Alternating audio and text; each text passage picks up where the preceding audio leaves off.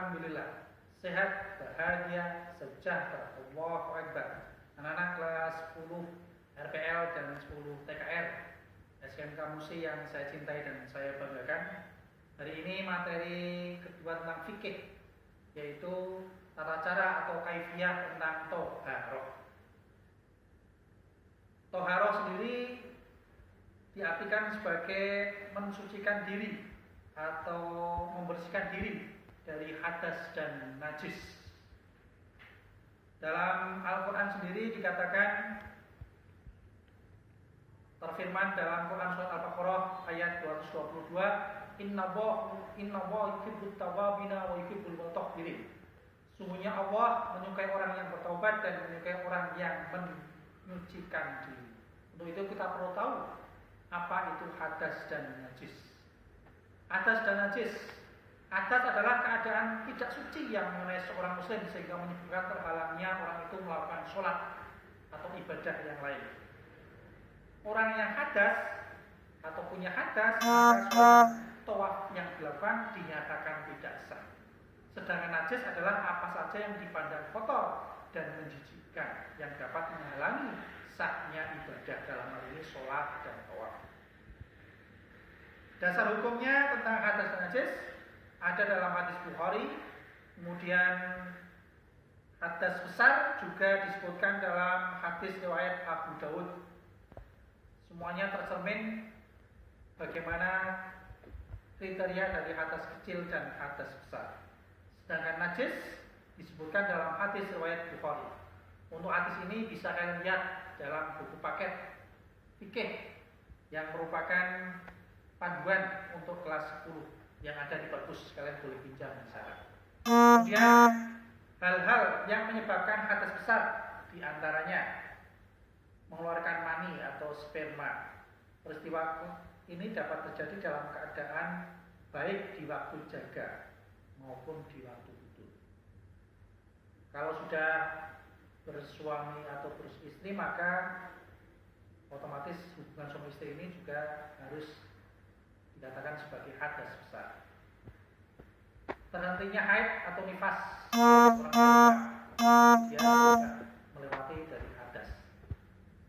Tata cara membersihkan diri dari hadas, para ahli fikih dikelompokkan menjadi dua macam. Kalau hadas kecil biasanya dibersihkan dengan cara berwudu. Hadas kecil ini diantaranya adalah keluar suatu dari jubur atau kubul, dari lubang bagian luar atau depan dan belakang, menyentuh kemaluan tanpa memakai alas, kemudian tidur nyenyak dengan posisi miring atau terlentang. Ini termasuk dalam hadis kecil. Sedangkan hadis besar, cara mencucikannya adalah dengan mandi junub atau mandi wajib, atau disebut sebagai mandi janabah. Tata cara mencucikan diri dari najis diantaranya, kalau najis ringan cukup dengan menghilangkan najis itu dengan cara memercikkan air ke dalam kotoran yang ada. Contohnya air kencing anak laki-laki yang belum makan apa-apa selain ASI dari ibunya. Kemudian najis sedang atau wasitoh, caranya adalah dengan cara membersihkan sampai bersih, dicuci kalau perlu. Di antaranya adalah najis sedang ini ada darah, ada nanah, kemudian kotoran manusia dan yang lainnya. Sedangkan najis berat atau mughaladoh itu najis yang cara membersihkannya dengan cara dicuci dengan air mengalir sampai 7 kali, dan salah satu di antaranya adalah dicampur dengan debu yang bersih. Biasanya ini dikarenakan karena terkena air liur anjing atau babi, karena termasuk dalam hadis yang najis yang besar atau najis mughaladoh. Nah, kita juga perlu tahu bagaimana cara untuk membersihkan hadas kecil dan hadas besar ini. Ada yang pertama, kalau hadas kecil diantaranya dengan berwudu. Kalau berwudu ini dalam Islam di samping menentukan sah dan tidaknya sholat, juga menjadi penghapus dosa dan meningkatkan derajat manusia. Untuk dalilnya ada dalam Quran Surat Al-Maidah ayat 5 dan 6.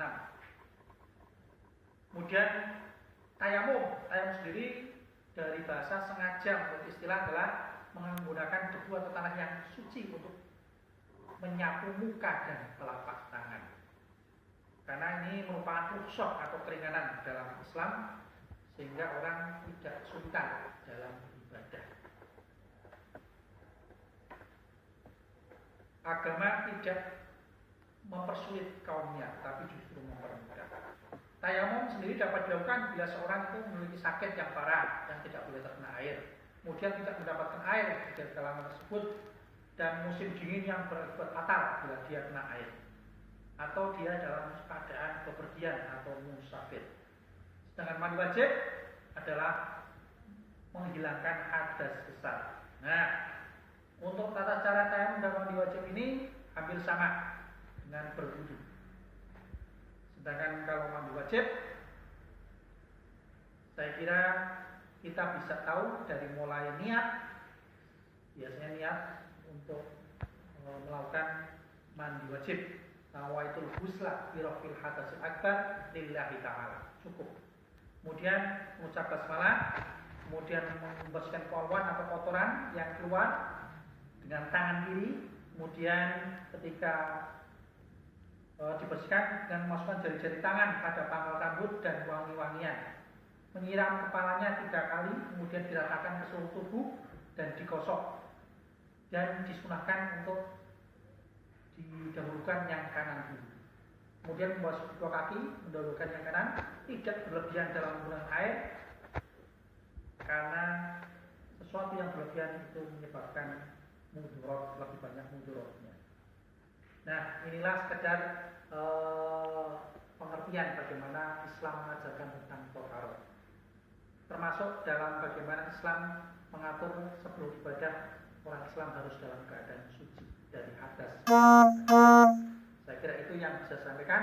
Tolong setelah ini perhatikan materi yang saya berikan, kemudian jangan lupa memberikan like, subscribe, dan kirim komentar minimal 3 baris. Dan ini sebagai tanda bahwa kalian ikut dalam daring pembelajaran saya, dan juga saya masukkan ke dalam nilai kalian. Terima kasih. Nun wal qawl muslimun. Assalamualaikum warahmatullahi wabarakatuh.